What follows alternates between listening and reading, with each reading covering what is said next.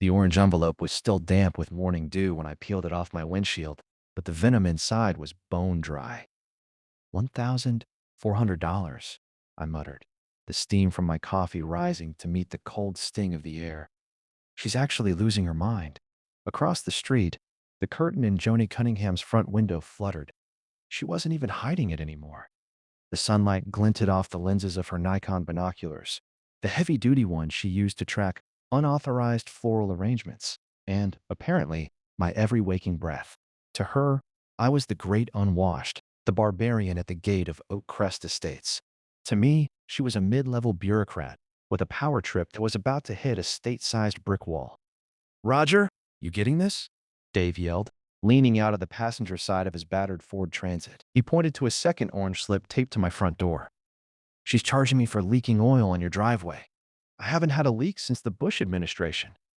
"Don't touch it, Dave," I called back, my voice tight. "That's Exhibit G." I didn't tell him that my briefcase, sitting on the kitchen island, was already bursting with 3 months of illegal fines, documented trespasses, and the formal notice of foreclosure Joanie had served me yesterday, a document that was as legally binding as a napkin drawing, considering my house wasn't even in her jurisdiction. She thought she was playing a game of chicken with a stubborn neighbor. She didn't realize she was handing a loaded gun to a senior investigator for the State Real Estate Commission. My phone buzzed in my pocket. It was Richard Marsh, my boss. "Roger, the subpoenas are signed." Richard's voice was a low gravel. "We're moving in. Tell me your neighbor hasn't burned the books yet."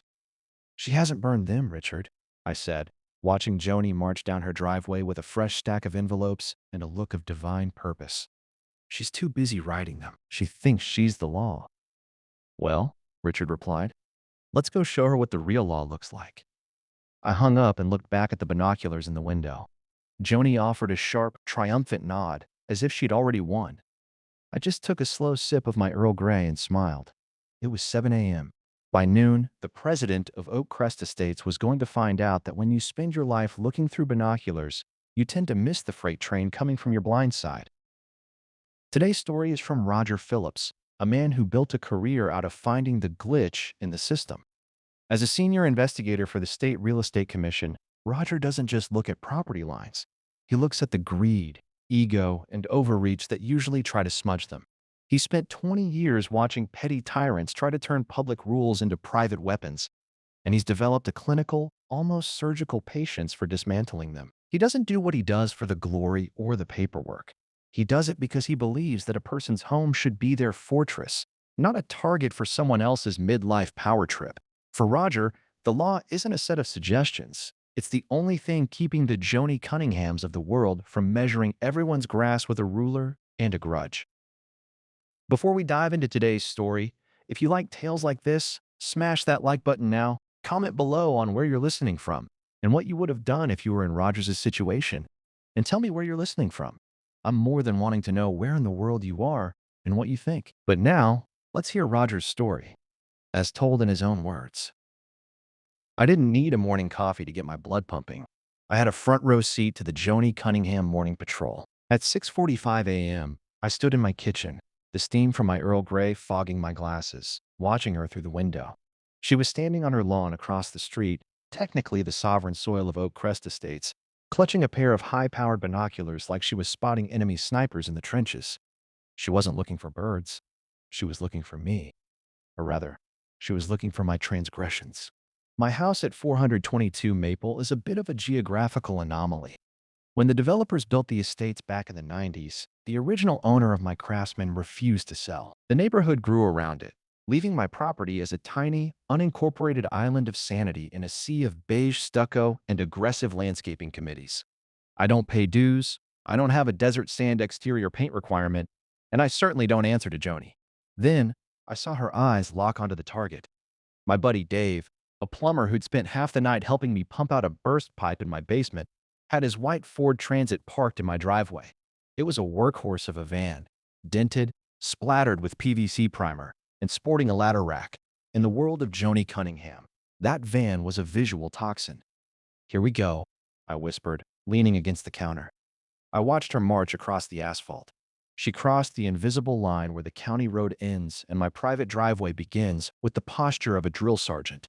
With a flourish of pure, unadulterated smugness, she tucked a neon orange envelope under Dave's windshield wiper.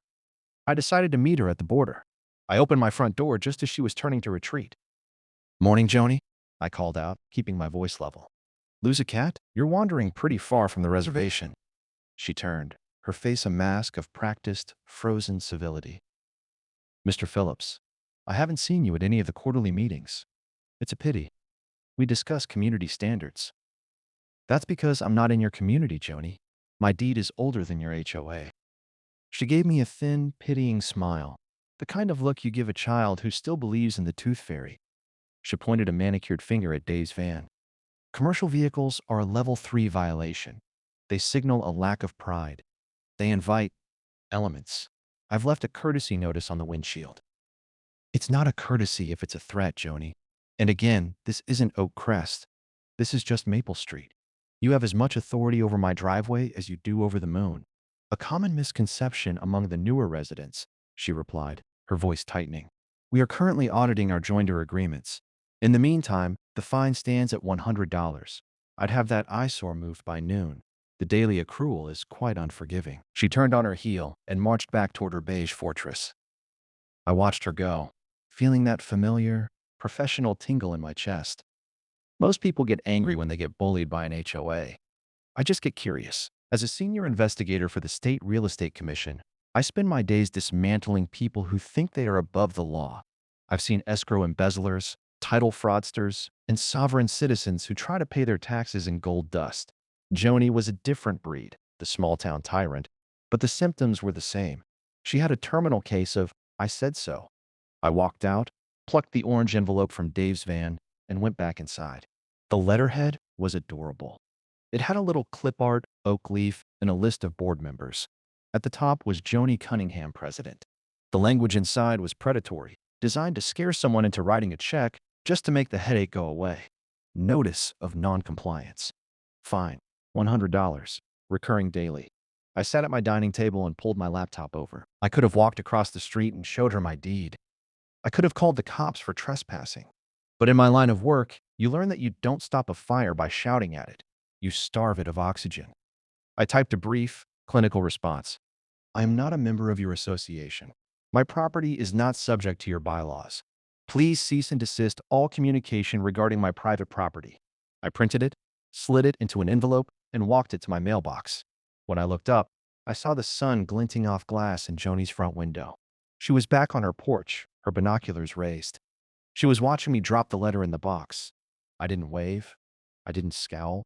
I just tapped the side of my head and went back inside to finish my tea. I knew exactly what would happen next. Joanie wouldn't check the county maps. She wouldn't call a lawyer. She would see my cease and desist as a declaration of war. She was used to neighbors who cowered because they didn't want to be the problem house.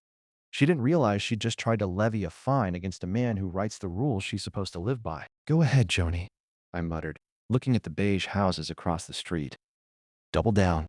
I've got all the time in the world." The second orange envelope didn't even make it under a windshield wiper. I found it taped directly to my front door at 5:30 p.m. when I got home from the commission.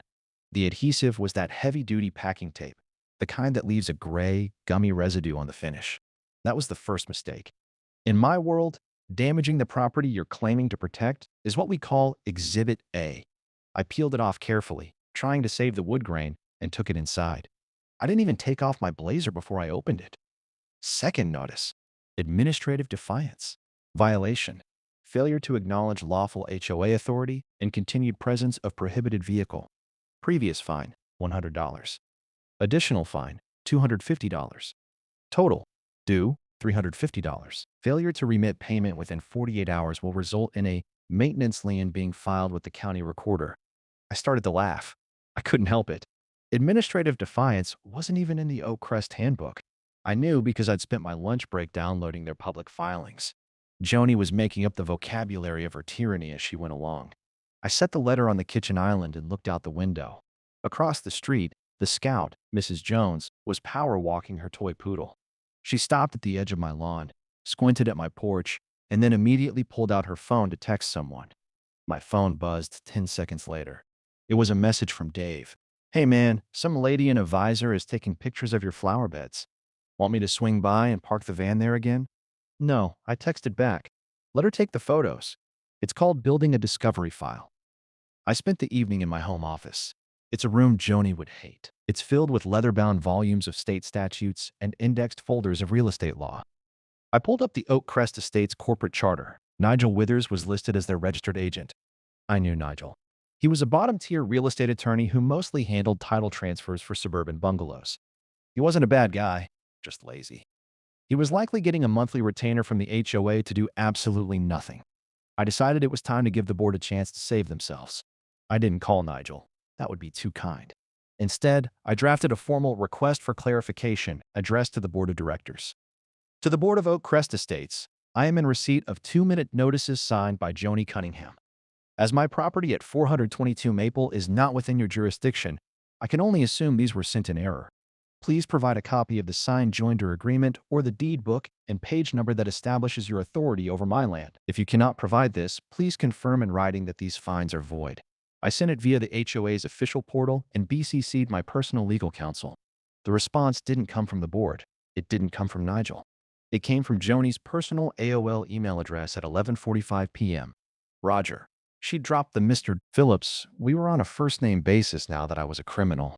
Your attempts to hide behind legal technicalities are precisely why this neighborhood needs strong leadership. Mrs. Jones has documented that your grass is currently 3.5 inches long. Our limit is 3 inches. I have added a $50 landscaping neglect fee to your account. We don't need a map to see that your house is an eyesore. Pay the $400 by Friday, or I will see you in court. I leaned back in my chair, the blue light of the monitor reflecting off my glasses. She was doubling down on a house she didn't own, using a board she was supposed to represent, to harass a man who spent 40 hours a week auditing people exactly like her. She had moved from annoying neighbor to legal liability in less than 48 hours. I closed my laptop and headed to bed. I had a big meeting tomorrow with Richard Marsh, the director of the commission. We were looking for a pilot case to demonstrate the new HOA Oversight Act the state had just passed. Joanie Cunningham had just volunteered for the job. I walked into the state regulatory building at 8 a.m. sharp, carrying a manila folder that was rapidly becoming my favorite hobby. The lobby smelled of floor wax and bureaucracy, a scent that usually signaled a long day of reviewing escrow discrepancies. But today, it felt like the smell of victory. "Morning, Roger," Olivia Wilson said, falling into step beside me as we headed toward the elevators. Olivia was our lead field auditor. She had a knack for finding hidden bank accounts and a personality like a serrated knife. "You look smug. Did you finally catch that broker in Sedgwick?" "Better," I said, tapping the folder. "I have a live one, a textbook case of jurisdictional overreach with a side of attempted mail fraud." "An HOA?" she asked, her eyebrows arching. "The Queen of Oak Crest Estates. She's currently trying to find me for the length of my grass, despite the fact that I live in a different legal zip code." Olivia grinned. "I love it when they think the president title comes with a badge and a gun." I bypassed my cubicle and went straight to the corner office. Richard Marsh was sitting behind a mahogany desk that was almost entirely obscured by towers of legislation. Richard was a man who lived for the gotcha moment. He had a portrait of Teddy Roosevelt on the wall and a similar philosophy about big sticks. "Roger," he grunted, not looking up from a spreadsheet. "Tell me you have something for the new oversight pilot. The governor is breathing down my neck for a scalp." I laid Joanie's orange envelopes on the center of his desk like they were royal jewels. "I have a volunteer, Richard. Joanie Cunningham, president of Oak Crest. She's currently attempting to foreclose on a property that isn't in her association, using fines she invented after midnight on official corporate letterhead." Richard picked up the administrative defiance notice. He read it once, then twice. A slow, predatory smile spread across his face. "Administrative defiance? Is she a president or a sovereign queen?" "She's both, in her own head," I said. "I've already sent a formal request for clarification." She bypassed the board and responded from her personal email, threatening a lien and admitting to using a neighbor, one Mrs. Jones, to trespass on my property to measure my lawn. Richard leaned back, his chair creaking. "It's perfect. It's small. It's contained. And it's egregious. If we can show that a high-ranking state official can be harassed by a rogue board, it makes the case for why the average citizen needs our protection. What's your play?" "I want to open a formal inquiry," I said. Not just into my property. If she's doing this to me, she's doing it to the people inside the fence. I want a full audit of their books. I want to see the garden club fund she keeps mentioning. I suspect she's commingling funds to pay for her private legal fantasies. Richard tapped his pen against the desk. Do it. But do it by the book, Roger. Don't use your personal standing as the hammer. Use the commission. Send Olivia in there for a records request. Let's see how Joanie handles a batch. I headed back to my desk and pulled up the HOA's public filings one more time. I noticed something I'd missed in my late-night scan. The HOA's insurance policy was set to expire in 3 weeks, and their last 3 filings had been signed only by Joanie. No secondary signature from the treasurer, Janet Goldsmith. In the world of corporate governance, that's called a red flag the size of a billboard. I was drafting the formal notice of inquiry when my desk phone rang. It was an outside line. Roger Phillips? A man's voice, sounding tired and incredibly stressed. Speaking. This is Nigel Withers. I'm the attorney for Oak Crest Estates. I just received a very interesting email from a personal legal counsel regarding a request for clarification at 422 Maple. Ah, Nigel. I wondered when you'd get looped in. Roger, for the love of God, what is going on? I just spent 20 minutes looking at the county tax maps. Why is my board president sending you notices for a commercial van? Your house is on an island. You should ask Joanie that, Nigel. She seems to think she's annexed my driveway. I'm looking at the letter she sent you, Nigel groaned. I could hear him rubbing his temples through the phone. She used the firm's template. She wasn't authorized to send that. I'm going to talk to the board. We'll get this cleared up. Just don't do anything drastic, okay? I looked at the notice of inquiry on my screen. The cursor was blinking right next to the submit button. Too late, Nigel, I said softly. The state just opened a file. Tell your board to start printing out their bank statements. All of them. I hit the button. I didn't stay in the office to watch the digital ink dry on the notice of inquiry. I knew Olivia was already prepping her auditor's go-bag, a portable scanner, a tablet, and a look of cold, professional detachment that could wither a cactus. I decided to take a late lunch and drive back to Maple Street. I wanted to see the impact in real time. There is a specific kind of silence that falls over a neighborhood when a small-town tyrant realizes the walls are closing in, and I didn't want to miss the atmosphere. As I pulled my car into my driveway, I noticed the orange tape was gone from my door, but a fresh white stake had been driven into the edge of my lawn. It held a sign that read, "Protected by Oak Crest Patrol. Unauthorized entry prohibited." Joanie wasn't just doubling down. She was colonizing. I was stepping out of my car when a silver Lexus pulled up to the curb. Nigel Withers climbed out, looking like a man who had slept in a tumble dryer. His tie was crooked, and he was clutching a leather briefcase like a shield. "Roger," he called out, his voice cracking. "Roger, wait. You're on the wrong side of the street, Nigel," I said, leaning against my car. "This is a non-treaty zone. Keep the jokes, please. I just came from the clubhouse." He wiped sweat from his forehead, despite the cool breeze. I tried to explain it to her. I showed her the parcel maps. I told her that the state doesn't take kindly to experimental jurisdictional claims. And? Nigel looked over his shoulder at Joanie's house. She told me I was lacking vision. She said the board had a moral obligation to maintain the interests of the community regardless of what the corrupt county recorders say. Roger, she's convinced you're part of a deep state plot to tank the neighborhood's property values. I'm an investigator for the Real Estate Commission, Nigel. I am the state. There's nothing deep about it. The board is terrified, Nigel whispered, stepping closer. Janet Goldsmith, the treasurer? She nearly fainted when I told her the commission had opened a file. She said she's been trying to get Joanie to hand over the garden club ledger for 6 months. Joanie told her it was confidential presidential business. I felt that familiar spark of interest. Confidential? That's not a word that exists in HOA accounting. Every cent is member property. I know that. You know that. Nigel threw his hands up. But Joanie has Jeffrey Nelson and Cora Hudson convinced that you're the one who's going to sue the neighborhood into bankruptcy. She's framed this as a defensive war. She's actually proposing a special legal assessment at tonight's meeting to fund a lawsuit against you. I couldn't help it. I laughed. She's going to tax the residents to sue a man she has no legal standing over? That's not a board meeting, Nigel. That's a suicide pact. Help me out here, Nigel pleaded. Withdraw the inquiry. I'll get them to drop the fines. I'll personally scrape the tape residue off your door. Nigel, the inquiry isn't about the fines anymore.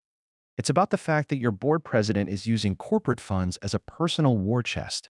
Once the submit button is hit at the commission, the gears don't stop until they've ground everything to dust. You know that. Nigel slumped. He knew. Just then, the front door of the Oak Crest clubhouse, a tacky faux Tudor building 50 yards down the road, swung open. Olivia Wilson stepped out onto the porch. Even from here, I could see the sharp line of her blazer and the official state lanyard hanging around her neck. Behind her, Joanie Cunningham appeared, looking like she was about to explode. She was waving a piece of paper in Olivia's face. I don't care who you work for. Joanie's voice carried clearly across the quiet street. This is private property.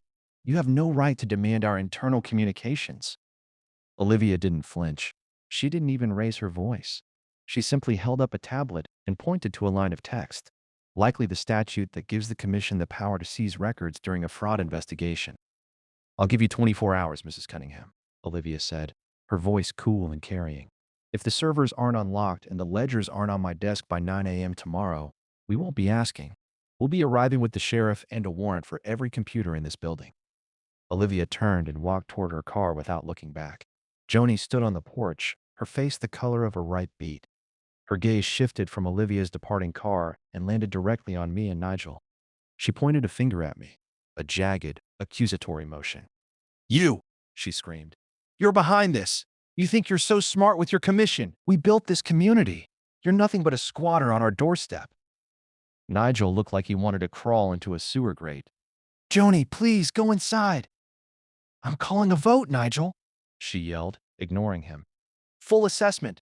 We're going to fight this until you're living in a tent. She slammed the clubhouse door so hard the decorative wreath fell off. I looked at Nigel. Well, I think that went well, don't you? Nigel didn't answer. He just got back into his Lexus and drove away, leaving a small cloud of exhaust behind him. I walked over to the edge of my lawn, pulled the Oak Crest patrol stake out of the dirt, and tossed it into the back of my truck. Then, I took out my phone and called Olivia. How'd it look inside? I asked. Roger, it's a disaster, Olivia said, sounding genuinely delighted. I caught a glimpse of their software. There's a line item in the budget labeled Presidential Discretionary. It's 5 figures. And the treasurer? Janet? She pulled me aside in the hallway and whispered, check the mulch contracts. Apparently, Joanie's brother-in-law owns a landscaping company. The mulch, I mused. It's always the mulch. Good work, Olivia. Get the subpoenas ready. I think Chapter 4 of Joanie's reign is about to be a very expensive read for the Oak Crest residents. The special assessment meeting was scheduled for 7 p.m. at the clubhouse. By 6:45 p.m., the street was lined with cars. Not just the beige SUVs of the estates, but the older, more characterful vehicles of the surrounding neighborhood who had caught wind of the drama. I didn't go as an investigator. I went as a neighbor. I wore a hoodie and jeans, standing at the back of the room near the stack of stale cookies and lukewarm cider. I wanted to see the moment the bubble burst. Joanie sat at the center of the long mahogany table on the dais, flanked by her nervous lieutenants. Jeffrey Nelson looked like he was trying to vibrate out of his skin. Janet Goldsmith sat as far from Joanie as the table allowed, clutching a calculator like a rosary. Cora Hudson was frantically scribbling notes before the meeting had even begun. Nigel Withers was noticeably absent. I suspected he was at home with a bottle of scotch and a stack of malpractice insurance forms. Joanie hammered her gavel, a custom-made wooden mallet that was far too large for the room. Order! This emergency session of the Oak Crest Estates Board of Directors is now in session.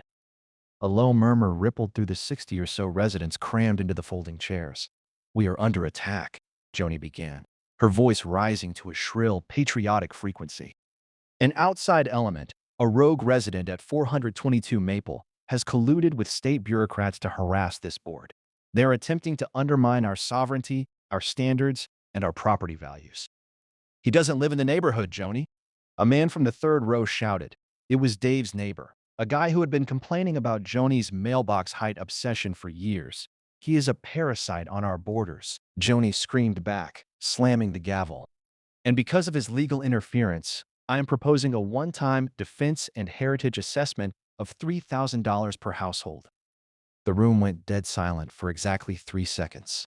Then, the explosion. $3,000? For a house that isn't even ours? I can't pay that. I'm on a fixed income. Joanie hammered the gavel repeatedly. It is for the survival of the estates. We must hire a top-tier firm to fight the state commission. We must protect the garden club funds. At the mention of the garden club, Janet Goldsmith finally snapped. She stood up, her chair screeching against the linoleum. The garden club fund is empty, Joanie, Janet yelled over the din. The room went silent again. This time, it stayed that way. Joanie's face went from beet red to a ghostly, sickly white. Janet, sit down. You are out of order. I am the treasurer. Janet turned to face the crowd. I finally got into the digital portal this afternoon while that auditor, Olivia, was there. Joanie has been routing emergency maintenance fees to a company called Cunningham and Sons Landscaping. They aren't even licensed. They charged us $40,000 for mulch last year. $40,000? That mulch was premium cedar, Joanie shrieked, but her voice cracked. I stepped forward from the back of the room, letting the hood of my sweatshirt fall back. I didn't raise my voice, but in the sudden vacuum of the room, it carried. It wasn't premium cedar, Joanie, I said. It was dyed wood scrap from a construction site. I had a sample tested this morning. Every head in the room turned toward me.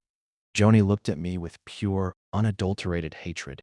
If looks could kill, I'd have been a pile of ash next to the cider. You, she spat. You're trespassing. Actually, Joanie, I'm here as a witness, I said, stepping into the center aisle. I just got a call from Olivia Wilson. The State Real Estate Commission has just issued a temporary restraining order. This board is no longer authorized to spend a single cent of member dues. And that special assessment you just proposed? It's been flagged as an attempt to fund a private legal defense with public money. That's a felony. Jeffrey Nelson stood up so fast he knocked his water glass over. I didn't sign anything. I told her we should check the maps. I'm resigning. I resign right now. Me too, Cora Hudson cried, dropping her pen. I have all the notes. I have recordings of the executive sessions where she talked about making Phillips pay. The crowd surged toward the dais. It wasn't a riot, but it was close. Residents were waving their arms, demanding to see the books, demanding to know where their cedar mulch money had gone. Joanie stood her ground for a moment, her knuckles white as she gripped her oversized gavel. She looked like a captain going down with a very small, very beige ship. You'll see, she screamed at the crowd. When your home values drop because the grass is too long and the vans are in the driveways, you'll beg me to come back. She turned and bolted through the rear exit of the clubhouse, clutching her presidential binder to her chest. I stood there as the room descended into a chaotic planning session for a new Joanie Free board. Janet Goldsmith looked at me, her eyes red-rimmed. What happens now, Mr. Phillips? She asked. Now, I said, looking at the empty seat where the Queen of Oak Crest had sat 10 minutes ago.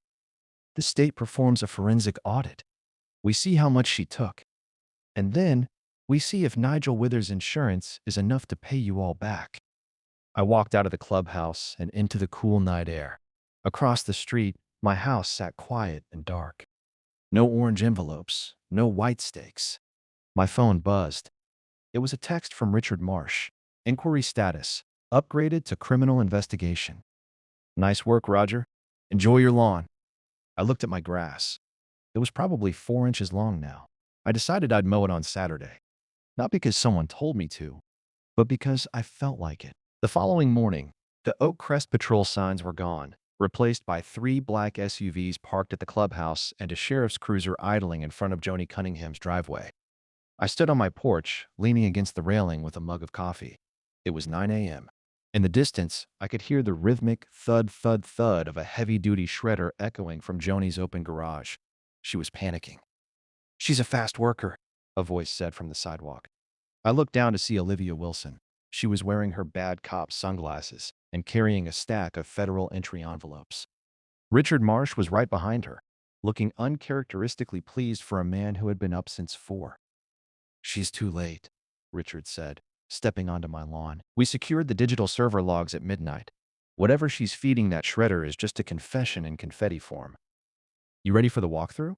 I asked, setting my mug down. Actually, Roger, I want you to stay back for the first 10 minutes, Richard replied. Technically, you're the complainant. I need this to be a pure state seizure. But once the door is open, Olivia is going to need your eyes to identify which files relate to the Maple Street annexation. I watched them walk across the street. The sheriff, a man named Miller, who looked like he'd seen too many HOA squabbles in his time, stepped up to Joanie's front door. He didn't knock. He hammered. The shredding stopped.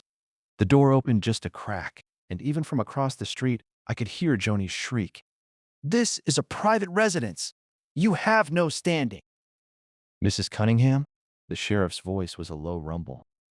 "I have a warrant signed by a superior court judge for all records, physical and electronic, pertaining to the Oak Crest Estates Homeowners Association and Cunningham and Sons Landscaping." "Step aside." She didn't step aside. She tried to slam the door. Miller put a size 12 boot in the frame.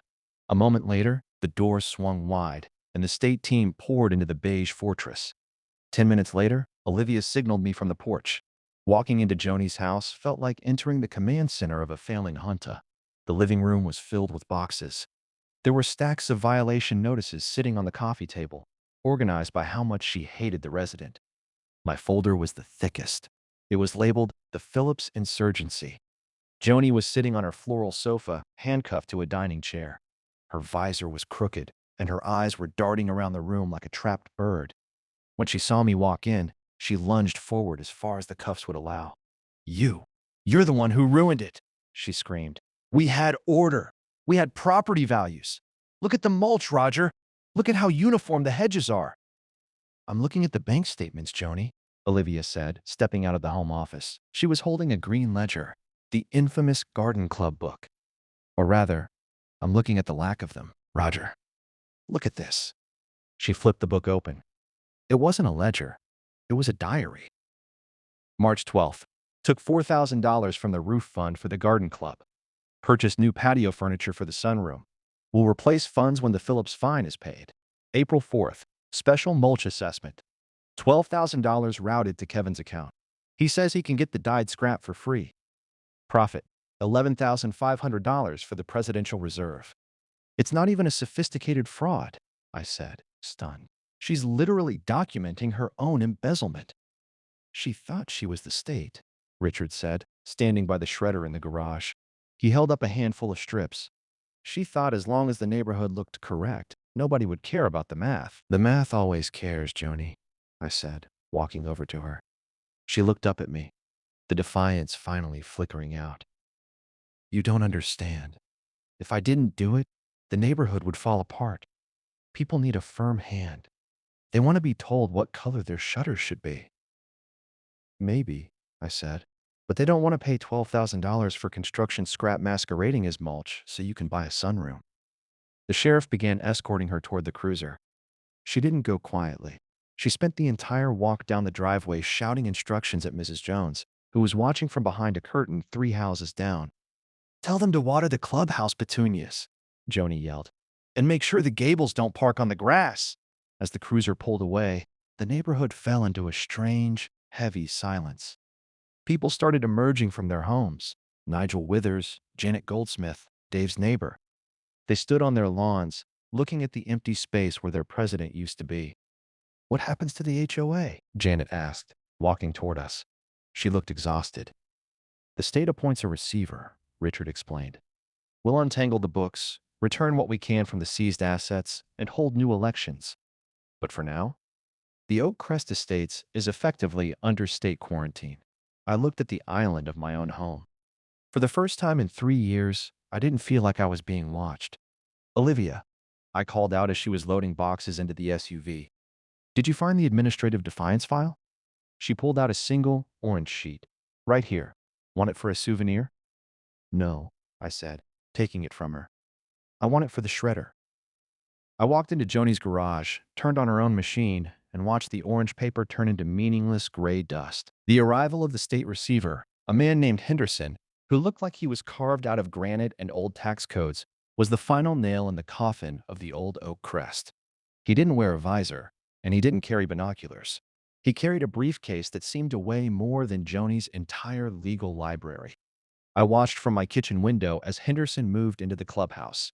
Within 48 hours, the president's office was stripped of its floral wallpaper and replaced with stacks of white banker boxes.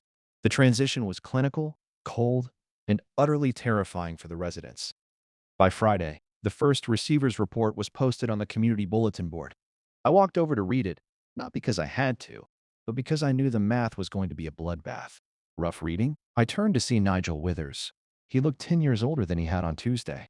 His skin had a grayish hue, and he was holding a stack of resignation letters. Depends on who's reading it, Nigel, I said.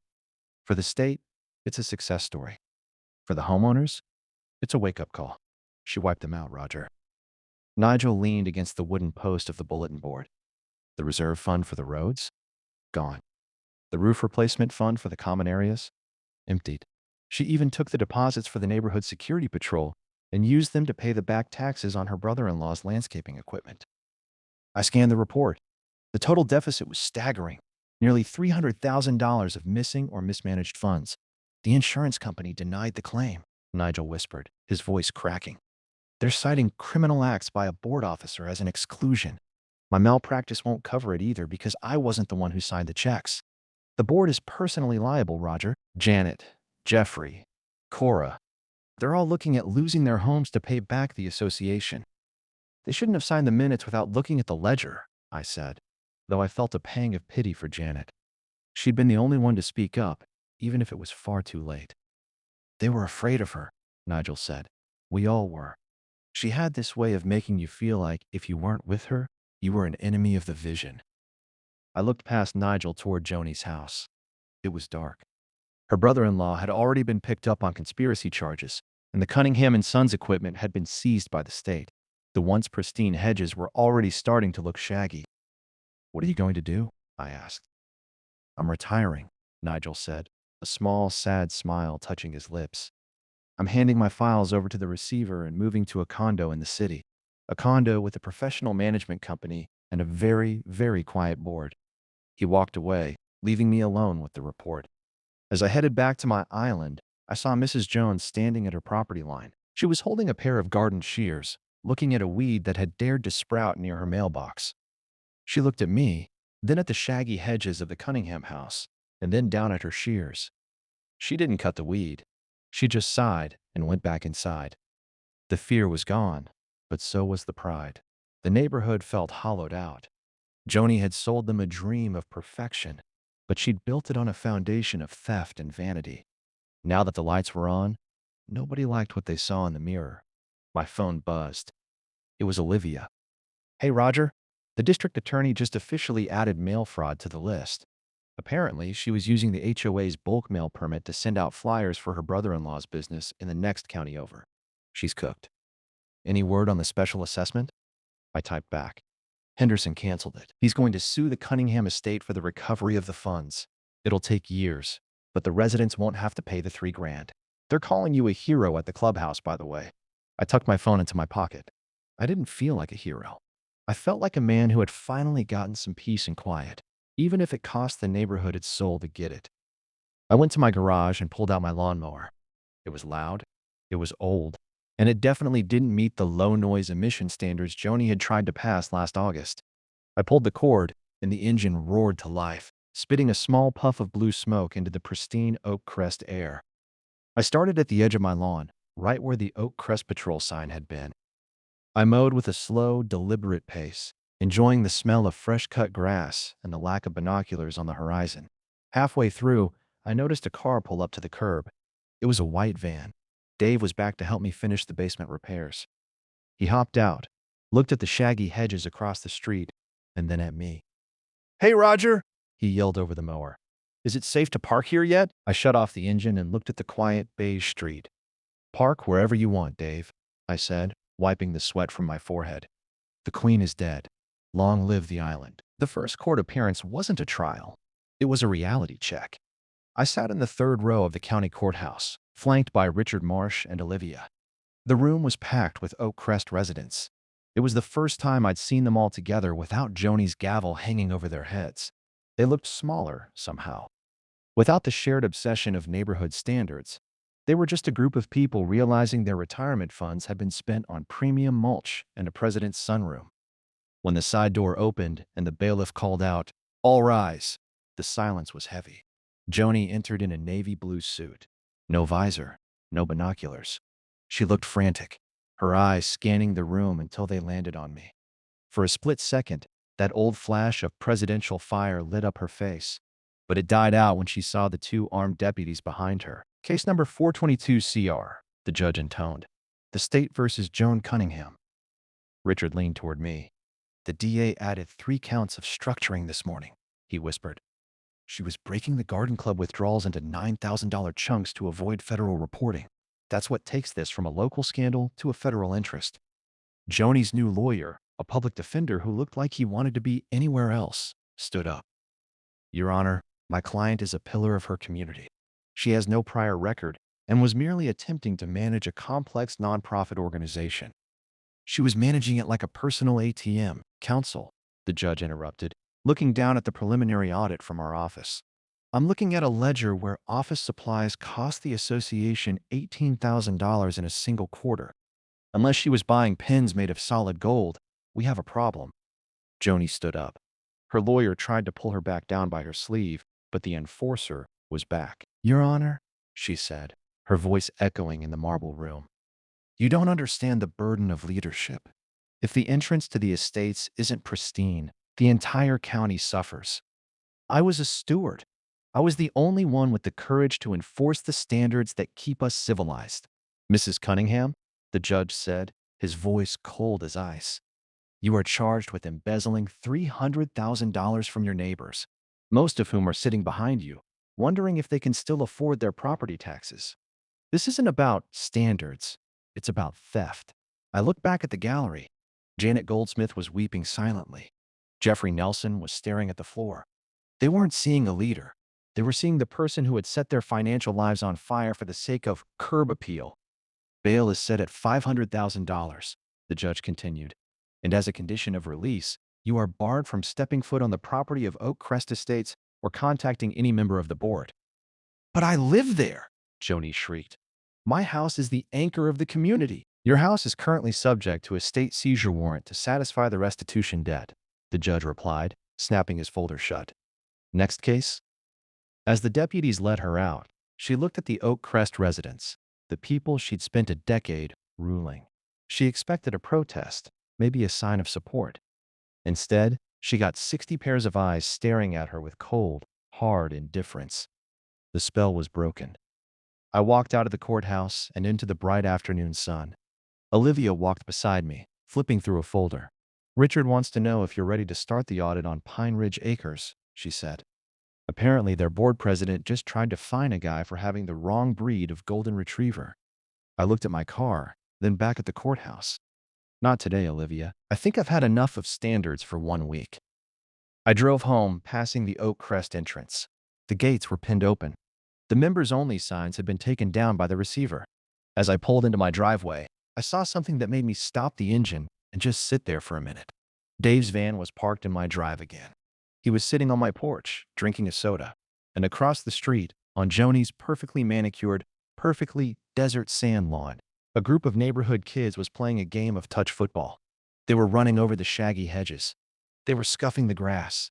They were loud, they were messy, and they were laughing. I hopped out of the car and walked up to my porch. Hey, Roger, Dave called out. Kids asked if they could play over there since nobody's home. I told them I didn't think the president would mind. I looked at the shaggy, unmulched, non-conforming lawn across the street. She wouldn't, I said, leaning against the railing. She doesn't have the jurisdiction anymore. The peace and quiet didn't last long. On Saturday morning, while the neighborhood was still waking up to its first weekend without Joanie's binoculars, I decided to tackle the one thing she'd left behind, the gray, gummy residue on my front door. I was out there with a bottle of solvent and a rag when I noticed something odd about the island property line.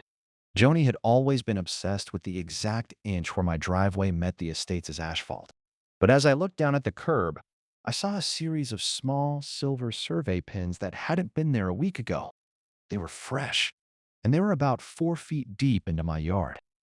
Planning a fence, Roger? I looked up. Jeffrey Nelson was standing on the sidewalk, looking uncharacteristically casual in cargo shorts. He wasn't the board VP anymore.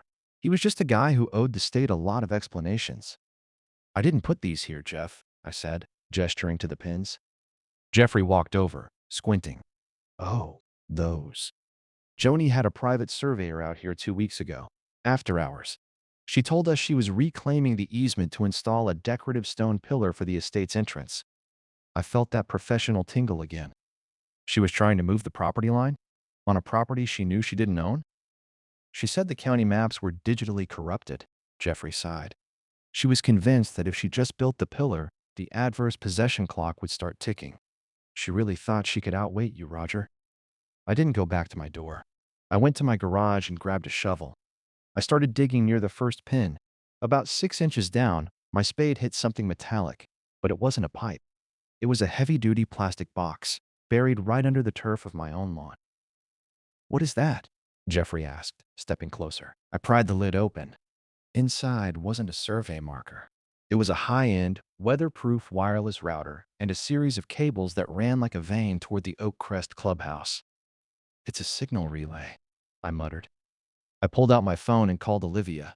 "Olivia, I need you to check the clubhouse's internet service provider records. Specifically, look for any guest accounts or secondary lines." "Why?" she asked. "Because Joanie wasn't just watching me with binoculars," I said, looking at the box. "She was using my house, which has a clear line of sight to the whole street, as a hub for a neighborhood-wide surveillance network. She tapped into my power line from the old street lamp easement." 10 minutes later, Olivia called back. Her voice was tight with disbelief. "Roger, she had 16 wireless cameras hidden in the decorative birdhouses throughout the estates. All of them were routed through a private server hidden in the clubhouse basement. She wasn't just checking for grass length. She was recording every car, every visitor, and every conversation that happened near a birdhouse." Jeffrey's face went pale. "She was spying on us? The whole time?" "It's called unlawful interception of communications, Jeff," I said, pulling the router out of the ground. "And since she used my power and my property to do it, we can add theft of services and residential burglary to her list." I looked across the street. There was a birdhouse on Joanie's porch. It was angled perfectly toward my front door. I walked over, Jeffrey trailing behind me like a lost puppy, and plucked the birdhouse off the hook. I turned it over. There, hidden behind a fake knot in the wood, was the tiny, unblinking eye of a 4K camera. "She didn't want a community, Jeff," I said, holding the birdhouse up. "She wanted a panopticon. She wanted to know your secrets so she could use them to keep you in line." I have to tell the others," Jeffrey said, his voice shaking. "Tell them," I said, "and tell them to check their birdhouses." By noon, the neighborhood was in a different kind of frenzy. People weren't crying anymore. They were angry. I watched from my porch as Dave's neighbor smashed a wooden birdhouse with a sledgehammer. Mrs. Jones was seen frantically pulling down a decorative weather vane that looked suspiciously like a directional microphone. The Joanie tax was one thing, but the Joanie files were the final straw. I sat back down on my porch and looked at the router on my table. My island had been the heart of her spy network, the one place she thought I'd never look because I was too busy defending myself from her finds. I took the solvent and the rag and finally finished cleaning my door. The gray residue came off easily. Underneath, the wood was still solid.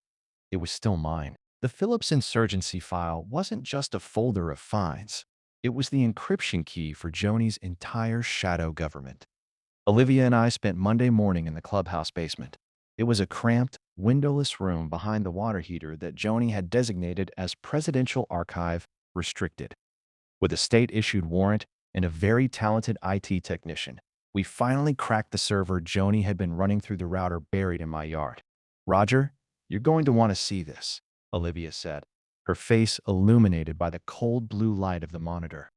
"It's not just video." She was tagging files by resident name. I leaned in. The folder structure was a map of Joanie's madness. Nelson, Jeffrey, excessive alcohol deliveries, potential leverage. Goldsmith, Janet, late-night visitors, non-resident.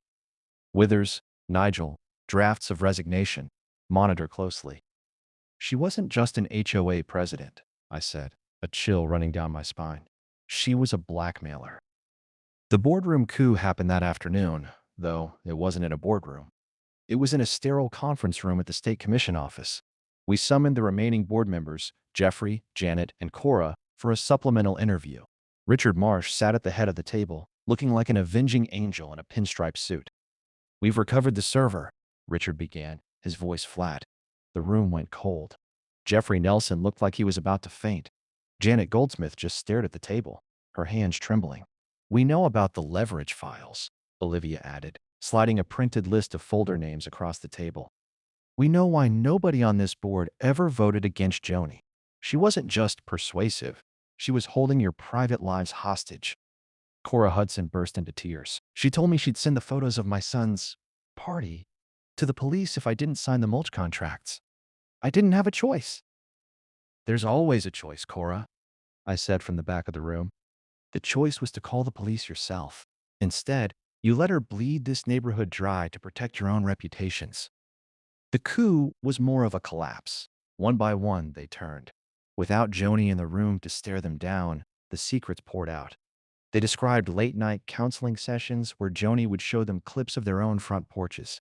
They described the voluntary donations to the garden club that were actually hush money payments to keep their violations off the public record. "She called it community preservation," Jeffrey whispered. "She said if the world saw who we really were, the property values would hit zero. She convinced us we were protecting each other." "You weren't protecting the community," Richard said, standing up. "You were protecting a criminal enterprise. And because you allowed her to use the corporate seal to facilitate this, the state is moving to dissolve the Oak Crest Estates Homeowners Association effective immediately." The board members looked up, stunned. "Dissolve?"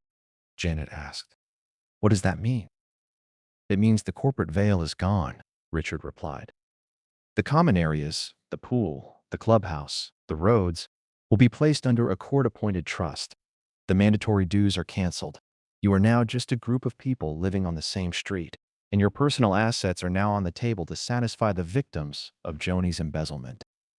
The realization hit them like a physical blow. By protecting themselves from Joanie's files, they had signed away their financial futures.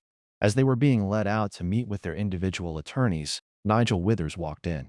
He looked at the group, then at me. "I heard the news," Nigel said. "The dissolution. It's over then?" "The HOA is dead, Nigel," I said. "Joanie killed it. She just used their fear to hold the knife." I walked back to my car, feeling the weight of the day. As I drove back toward Maple Street, I saw a moving truck in front of Joanie's house. The state-appointed receiver was clearing out the furniture to prepare the house for auction. I stopped my car and watched as two men carried out the oversized presidential mahogany desk. It looked small and tawdry in the daylight, stripped of the power it once held. Then, I saw her. Joanie was standing on the sidewalk, escorted by a plainclothes officer. She was being allowed 10 minutes to collect essential personal effects before the locks were changed for good. She was clutching a small plastic bin. She saw me. She didn't scream this time. She just looked at me with a hollow, haunted expression. "It's all going to go to seed, Roger," she said, her voice a ghost of its former self. "Without the rules, the weeds will win. You'll see. You'll miss me when the world is messy." "The world is already messy, Joanie," I said. "We just don't need a camera and a birdhouse to tell us that." She was led away, her heels clicking on the pavement for the last time. I turned and looked at my own house.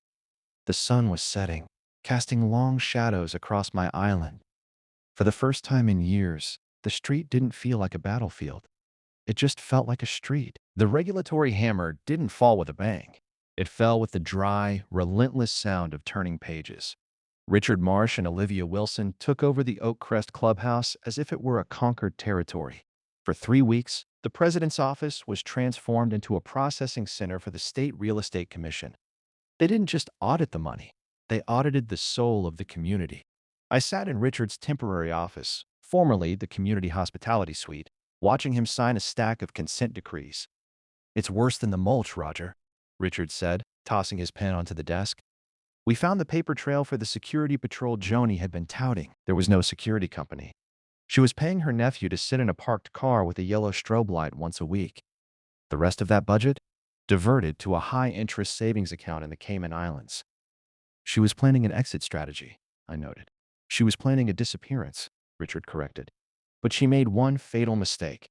She used the HOA's federal tax ID to open the offshore account. That brought in the IRS. Joanie isn't just facing state embezzlement charges anymore.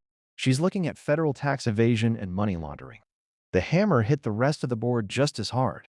Because they had signed the fraudulent minutes and approved the discretionary spending without oversight, their directors' and officers' insurance was voided. I stood in the hallway as Janet Goldsmith walked out of an interview with Olivia. She looked like she'd aged a decade in a month. "They're taking the house, Roger," she said, her voice a hollow whisper. "The state is placing a lien on every board member's property to satisfy the restitution fund. My retirement, my home. Everything Joanie told me I was protecting is gone." "I'm sorry, Janet," I said, and for the first time, I meant it. She was a victim of her own cowardice, but the price was astronomical. "She told us we were a family," Janet said, a bitter laugh escaping her. "But families don't keep files on each other's drinking habits. Families don't charge each other for construction scrap." The final legal blow came on a Tuesday afternoon. The state dissolved the HOA's corporate charter. It was a rare, nuclear option. The Oak Crest Estates Homeowners Association ceased to exist as a legal entity. The common areas were deeded over to the county, and the private roads were declared public thoroughfares. I walked out to my mailbox that evening and saw a county worker removing the private community sign from the entrance. He tossed it into the back of a truck like a piece of junk. Nigel Withers was standing at his driveway, watching. He had a for sale sign tucked under his arm. "What now, Nigel?" I asked. "Now? I sell while there's still a roof over my head," he said. "The Joanie tax. That's what the realtors are calling it. Every house in this neighborhood just dropped 20% in value because of the pending litigation and the lack of a reserve fund. We're the most conforming slum in the state." The irony wasn't lost on me. Joanie's obsession with property values had ultimately destroyed them. By trying to force a vision of perfection, she had created a toxic brand that nobody wanted to touch. As the sun set, I saw a white van pull up to the house next to Joanie's. It was a contractor, there to fix a fence. He didn't check for a permit. He didn't look for a president. He just started his saw, and the sound of construction, raw, messy, and unauthorized, echoed through the quiet streets of Oak Crest. I went back inside and opened my own file. My island was still standing. The state had cleared my name, vacated the fines, and even sent a formal letter of apology for the unauthorized surveillance I'd endured. But as I looked out the window at the darkened houses across the street, I realized the hammer had left a lot of collateral damage. The neighborhood was quiet, but it wasn't the quiet of peace. It was the quiet of a vacuum. The sentencing was held on a Tuesday in late autumn. The courtroom was drafty, smelling of old wood and industrial floor cleaner. Joanie Cunningham sat at the defense table, but she had shrunk. Without the oversized gavel and the president nameplate, she looked like a confused grandmother who had lost her way in a department store. She received 8 years in state prison, followed by 5 years of federal supervised release. The judge called her actions a masterclass in petty tyranny. As the bailiffs led her away, she didn't look at the gallery. She didn't look at me.